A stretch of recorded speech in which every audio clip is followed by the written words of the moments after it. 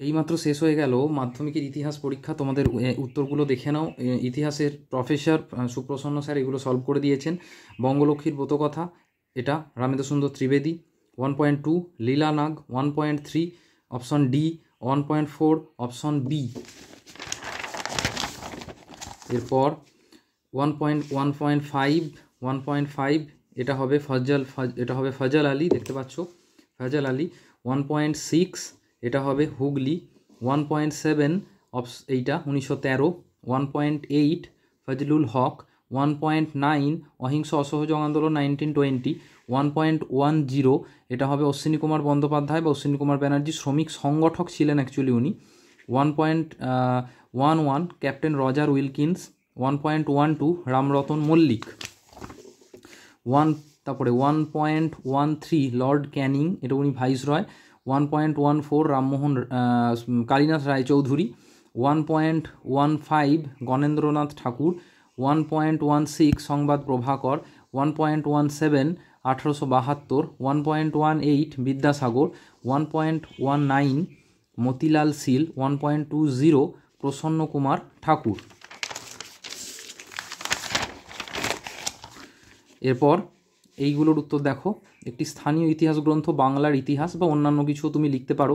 কোন বছর ভারতের রেল যোগাযোগ ব্যবস্থা? 1853। পরেরটা কলকাতা বিজ্ঞান কলেজ 1914। সুইমুন্ডা নেতৃত্ব দেন কোল বিদ্রোহ। কৃষ্ণমোহন বন্দ্যোপাধ্যায়, দেখো এই ম্যাচিংগুলো তোমরা দেখে নিতে পারছো। এটার সাথে ভারত সভা। পরের বিদ্যাসাগর নারী শিক্ষা। মিনু মাসানি কংগ্রেস সমাজতন্ত্রী দল। এবং কল্পনা দত্ত বিপ্লবী কার্যকলাপ।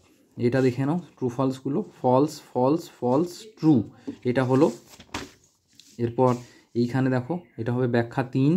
পরেরটা হবে এটা হবে ব্যাখ্যা 3, এটা হবে ব্যাখ্যা 2।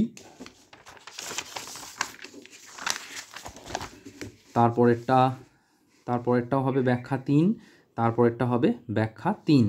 ওকে, এবার 2টি বা 3টি বাক্যে এই বাকি প্রশ্নগুলো তোমরা একটু দেখে নাও।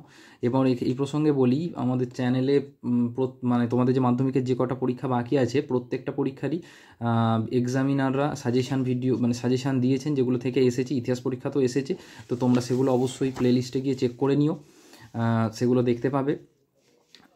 বা অন্যান্য আরও আনুষঙ্গিক বিষয়ে ক্লাস পোস্ট করা আছে জীবনবিজ্ঞান বিষয়ে, সেগুলো তোমরা দেখতে পাবে। দেখো যদি কেউ প্রশ্নটা না দেখে থাকো বা পরের বারে যারা মাধ্যমিক দেবে তাদের জন্য আমি প্রশ্নটা আরেকবার দেখিয়ে দিচ্ছি। এটা দেখতে পাচ্ছ। এবং তারপর এখানে দেখো 15 বা 16টি বাক্যের মধ্যে অনেকের প্রশ্ন থাকে যে বাক্য সংখ্যা দেখো মানে একটু আধটু বেশি লিখলে কোনো অসুবিধা নেই, তবে অতিরিক্ত বেশি না লেখাই ভালো। তো আশা করি তোমাদের পরীক্ষা ভালো হয়েছে। দেখা হচ্ছে নেক্সট ভিডিওতে।